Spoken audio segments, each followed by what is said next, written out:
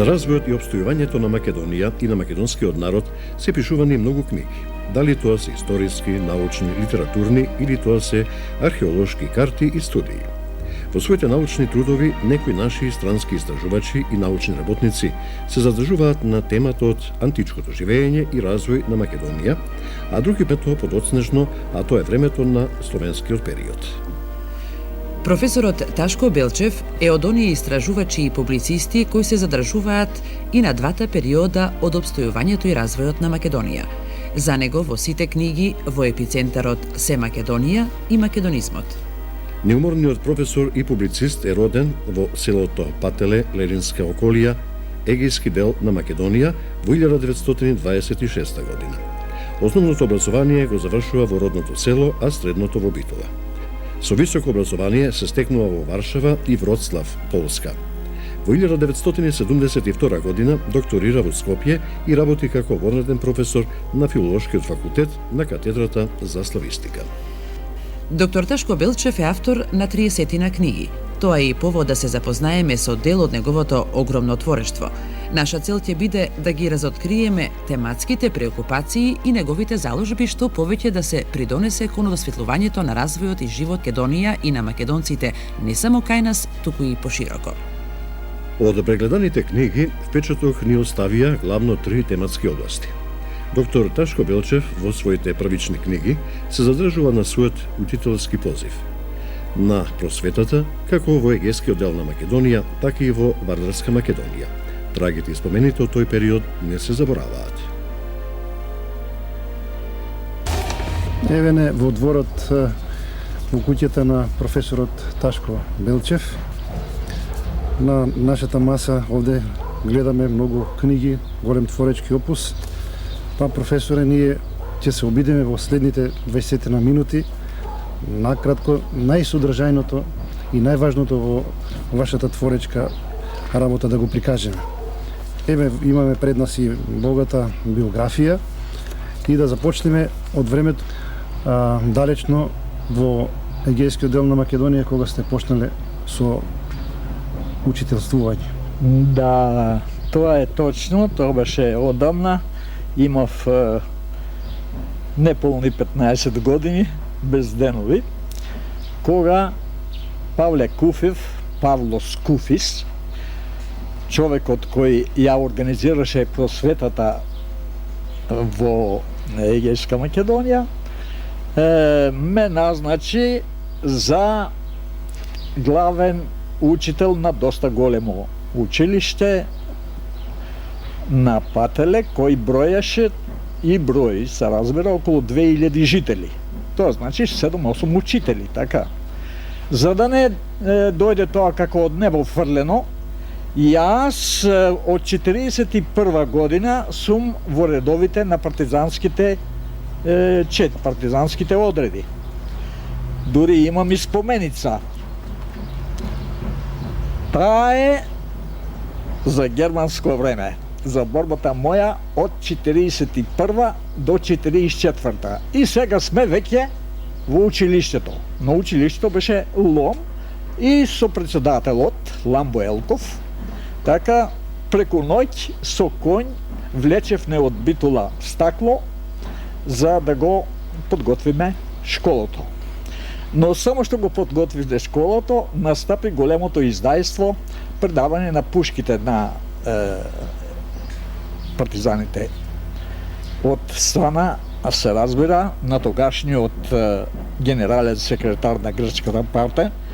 Така, да не навлегуваме во тие работи, нас не интересира просветата. Да, на кој јазик се учеше, дали имаше учебници? Немаше учебници, но се уче на македонски јазик, така. И целиот оној колектив што го имавме, тоа беа деца млади, така 5-16 до 18 годишна возраст. Кога минав јас тука, веднаш бев назначен за учител во село Секирани, Битолско, зад Кукуречани. Тука 2-3 месеци минав, а потоа, без да се делам, се разбира, никој не знаеше кој пат да го фати, така. Сега останавте партизани без пушки, така. пријателите мои во Битола ми советува и посебно покојниот директор на гимназијата Јосиф Броз Тито Чипов, вика, дојди се во просветата, мани на се. Да, остави на таа работа на други.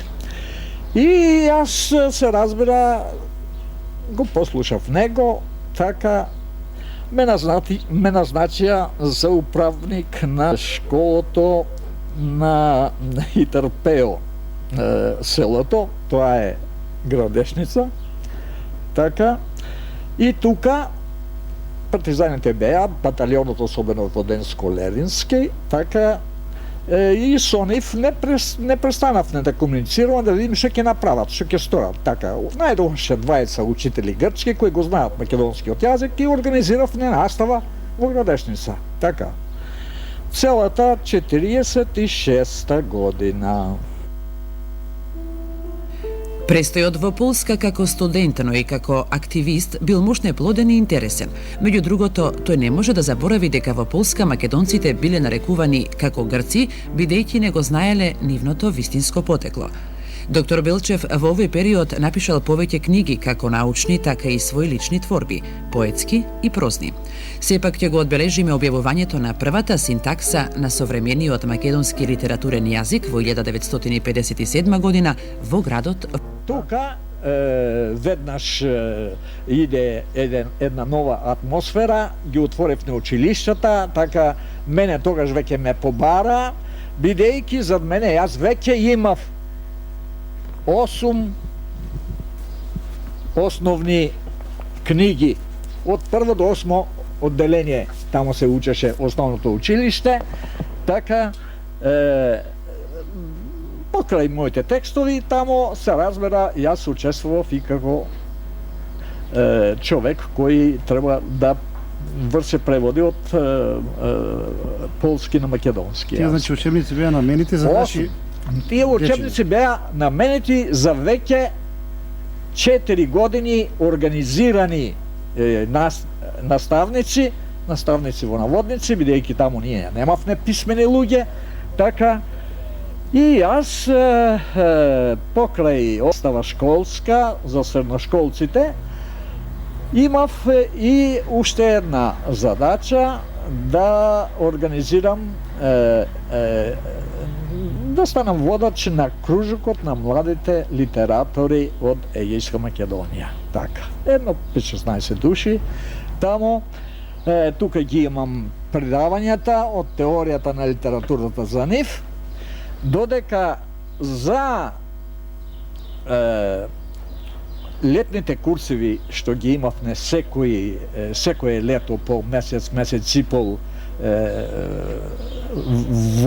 водевне настава по македонски за учителите, за веќе оние кои работеа, за да ги дооформиме нив. Во кои градови и места имаше повеќе македонци? Да, тука беа повеќе во Щечин, тоа е Штетин на наши на нашиот јазик, така и градот Вроцлав. Ние бевме во Вроцлав, но одевме често и таму, држејќи такви курсеви за настава на Щечинската област. Да. Сега да ни кажете, вие сте автор на првата македонска граматика, да речеме. Ето, да. За неја нешто да кажете. Првата беше изопачена, тие ни дадоа, ќе и снимиме по тоа деаш, тие ни дадоа една вештачка работа, издадена во Романија, со која ние како кадар тамо не се согласувавме, јас извојував ова да можеме да донесеме книги од Вардарскиот дел на Македонија, од Македонската република, значи, така и тоа успеевме. И за кратко време библиотеките беа полни со наши книги, веќе можеше да се дише. Тогаш јас ја напишав синтаксата, првата македонска синтакса, така излезе во вид на учебник, тоа е второ издание, се разбера. Можете да потоа ќе ги правиме тие работи, така. Значи, покрај учебниците, јас веќе во Полска успеав во рамките на кружекот да добијам една страница од весникот Демократ, што ја водев, за нашите млади, да ги речам, поети и прозаици. Така. Тоа беше цел факултет. Бев не само двајца, де факто, со високо образование, професорот Смичиев и професорот Белчев. Така, јас ја одбранив тамо и првата магистарска работа, која тука меѓу другото имам и диплома од. Така, и полни 6 години јас де факто бев таму македонист. Доктор Ташко Белчев е мош неплоден со публицистичка дејност и повраќањето од Полска во Скопје, во Македонија. Овде ги објавува универзитетските учебници, преглед на полската литература, потоа руски јазик за студентите од филолошкиот факултет, како и ист учебник за студентите на економскиот факултет. Во тој период, а тоа е по 1979 година па наваму, професорот Белчев ги објавува книгите Книжевни паралели, Обид за синтеза, потоа поетските книги Пориви, Бранот на југовината, поемите Самуел и Афродита, поезијата Спомени, прозата Мирка. Интересни се и книгите Маченици, Поклонение и Ронка македонизам вон границите на Македонија, објавена во 1985 година во Скопје. Се тоа патриотизам, патриотски песни. Негде годе ќе се најдеш и нешто, да речеме, за душата, што се вика од нашите преживелици таму. Дали има и прозни дела, да речеме, тој период? Да, имав ова раскази, постојано објавував, но главно мене ми беше да можам да ги протнам моите предавања од теорија на литература и на вистина ми успеа тоа во продолжение. Книгата што ќе ја снимеме тука, така се вика Поклонение. Поклонение, тоа е второ де факто издание, бидејќи во страницата ја издавав во продолжение во страницата Демократ, што ни ја даде, поетско капце се викаше, но ние го претворевме веќе и не само поетско, но и прозаично.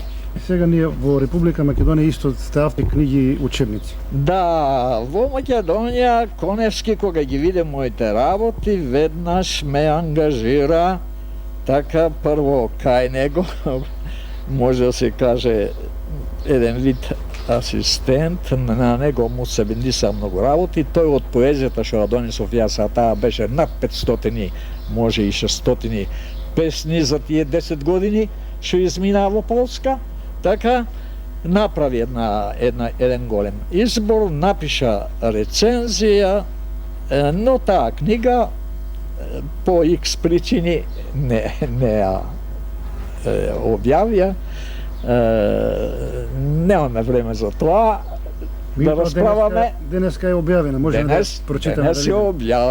Денес е објавена и ќе ја имате. Посебно значајно по наслови најбројно е творештвото на доктор Ташко Белчев, посветено на вечната тема Македонија, со главното дополнување реалноста и визија древномакедонската предисторија. Посебен акцент во десетиците книги е посветен на писменоста на древномакедонската цивилизација. Дел од насловите ќе споменеме, а за некој самиот автор ќе проговори. Би ги издвоиле книгите Македонија, 4000 години писменост, цивилизација и култура, Македонија центар на венецката цивилизација на Балканот и пошироко, Македонија центар на современата теогонија, Македонија 9 милениуми писмена цивилизација и култура, Орфеј Горпеј, неколку книги и така натаму. Кој беше поводот вие да започнете да се занимавате со темата античка Македонија? Почнав јас де факто со древно македонската митологија. Тука веќе се беше на лице место. Доволно беше само да исфрлиш тоа што е грчко и на местото да напишеш македонско. Која беше првата книга, првата рожба? Првата рожба, првата книга беше уште во полска, но тука јас ја напишав тетралогијата Македонија 4000 години, писменост, цивилизација и култура. Која ви е вашата главна цел, главна теза да докажете преку пишувањето за античка Македонија? Па јас уште кога се запознав со нашата древност, тоа е митологијата, која ја имам непрепејано, но врз основа на митологијата 12 томови, од кои успеав да издадам само 4, Орфеј, Голпеј, прва, втора, трета и четврта книга. Накратко сакам да прикажам дека ни еден главен град во Европа така нема своја исконска, да речеме, германска, француска, италијанска или било која друга именка со корен од нив. Се е тоа во древномакедонската писменост, цивилизација и култура. Немаше тогаш. На нас се ни растори Турција тука, кога дојде и грците потурчувајќи се оние најважните што беа и сака на некој начин целата таа култура, целата таа цивилизација да си ја присвојат и од, нека го наречеме ние денес во наводници хеленизам, така, тој де факто стои за ценката на македонизмот. Еве ќе ви кажам неколку примери. Берлин не е тоа мечка, како што вика тука, бидејќи на германски било Берт, а тука е Бер, син на богот Македон. Така. Парис исто така е од древномакедонската митологија. Виена, тоа исто така е во писмената документација на македонците. Само конкретни неколку работи. Што бара на бреговите на британските острови едно Терново или, да речеме, едно Глазгов. Терново, во Тесалија Тирново, а во Македонија и во Бугарија Трново. И Трново низ сите словенски овие. Тоа е едно. Случајно ли е Пиринејскиот полуостров со Пирин планина? Онај Пиринот е македонски. И според тоа мислење, кој може некој го дели или не, индоевропскиот јазик е составен од инди, тоа се винди, и европејци кои покасно слеле од планините. Значи, најдревната цивилизација не е на европејците, како што сакаат да кажат нордистите, дека го нашле дури и соодветниот човек некаде тамо, дека таму почнала првата цивилизација во Германија. Сите тие работи јас не само што не се согласувам, туку докажувам во моите книги. Кај македонската историска наука, како и во публицистиката, темата за античка Македонија не е прифатена како што треба и како што заслужува. Се чини постои сомнеш, недоверба, па можеби и страв таа да се актуализира, да се истражува и анализира. Меѓутоа сметаме дека тоа е неоправдано. Зашто секој ново созна историската и археолошката наука да го презентира и објасни пред широката јавност. Дали и затворечкиот опус на доктор Ташко Белчев посветен на древната македонска цивилизација и писменост е таков случајот.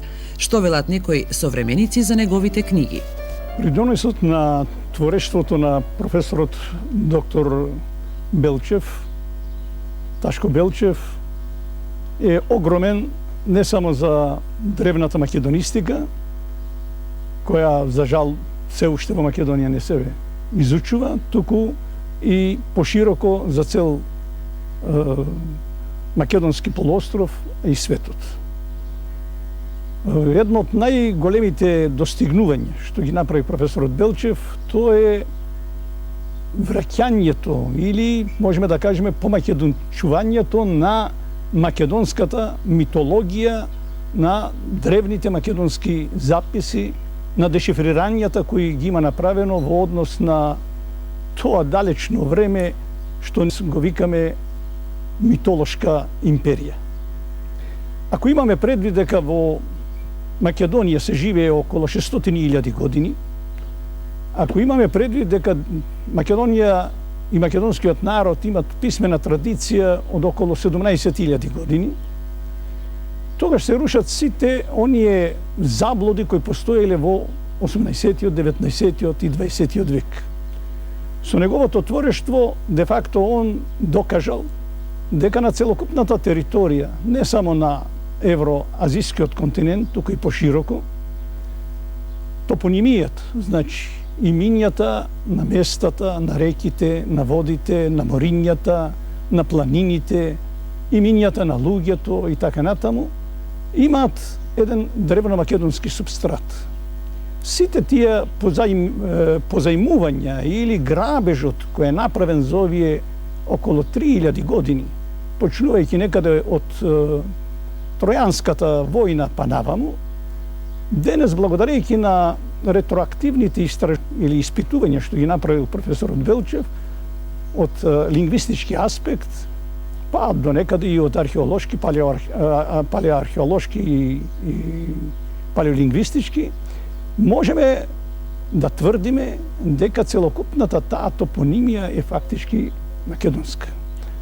Со оглед на фактот што ниту тој така наречен старогрчки јазик, ниту тој така наречен латински јазик не можат да дадат соодветно објаснување, значи соодветна етимологија на целокупната таа топонимија која постои на евроазискиот континент, па и на африканскиот континент и пошироко.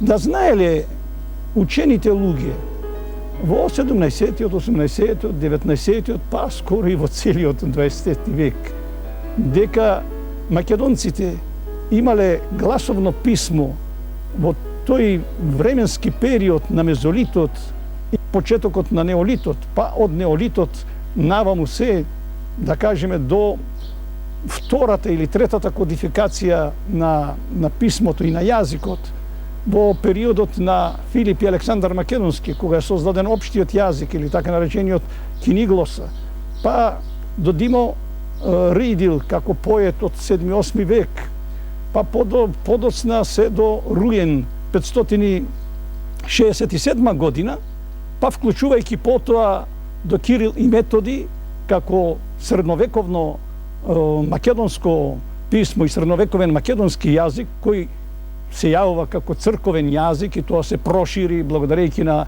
Кирил и Методи и на другите земји кои денес ние ги идентификуваме како словенски или славјански земји и народи, јасно е дека овие истражувања дават едно подлабоко проектирање во и многу страници кои не биле испишани. Денес можеме ние да ги пополниме благодарејќи и на делата што ни ги остави и што се уште ни ги создава професорот Белчев. Професорот Ташко Белчев обележи една потполно нова епоха во македонската наука на 20 век. Тој е човекот кој ја скрши границата на 6 век востановен како периодот кога започнува суштествувањето на културата на македонскиот народ на македонското полуострво. Таа граница воспитуваше многубројни милионски лица што надоаѓаат од иднината, уверувајќи ги дека македонците се дојденци на полуострвото и дека било неопходно повеќе од еден милениум за да може од нив да се создаде каква и да е култура, писменост или народ кој може да се смета како грамотен и припадник на европската цивилизација. Ташко Белчев востанови нова шема и докажа дека според таа нова хронологија македонскиот народ е староседелец на македонското полуострво. Неговите студии за античка Македонија, особено за античкиот македонски јазик, како основоположник на фонетското писмо, како основоположник на множество од други јазици, се капитални дела кои можат да се сместат во врвните европски научни истражувања. Затоа се гордеам што го познавам и му благодарам што со многу своји покази ми помагна околу истражувањето на вистинската историја на македонската архитектура, која што и всушност е најстара во Европа. Иако во подминати години, во 9-та деценија од животот, професорот доктор Ташко Белчев не мисли да се збогува со публицистичката дејност. Главна цел е запишаните и собраните јазично-историски материјали да ги објави, за тие да им служат за идните поколенија на неговата земја Македонија.